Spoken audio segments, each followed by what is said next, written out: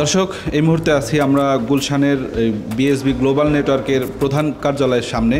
আসলে এখানে আপনারা জানেন যেমনটা যে এই অফিসের যে বা এই কার্যালয়ের যিনি প্রধান লায়ন এম কে বাশার, তার বিরুদ্ধে আসলে 200 কোটি টাকা আত্মসাতের একটা অভিযোগ রয়েছে।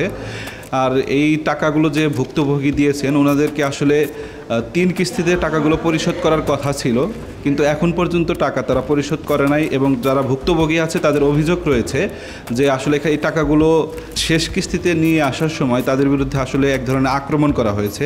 এবং আরেকটা অভিযোগ আছে যে এই শিক্ষার্থীরা যেমনটা অভিযোগ জানিয়েছে যে আসলে এই অফিসের যে কার্যক্রমের টাকাগুলা যেটা আসলে বাইরে যাবে সেই টাকাটা বাংলাদেশ ব্যাংকের মাধ্যমে পরিশোধ করার একটা নিয়ম রয়েছে, কিন্তু এনারা এটা না করে আসলে নিজেদের মতো করে লেনদেন করার পরিপ্রেক্ষিতে শিক্ষার্থীরা এই টাকাগুলো নিয়ে আসলে তাদের মধ্যে এক ধরনের ধোঁয়াশা তৈরি হয়েছে, আদৌ তারা সেই টাকাগুলো ফেরত পাবে কিনা। তো এই অবস্থায় আমরা এই গুলশানের এই প্রধান কার্যালয়ে এখানে যারা আশেপাশে আছেন ওনাদের বক্তব্য অনুযায়ী প্রায় 3-4 মাস যাবৎ এই অফিসের কার্যক্রম বন্ধ রয়েছে।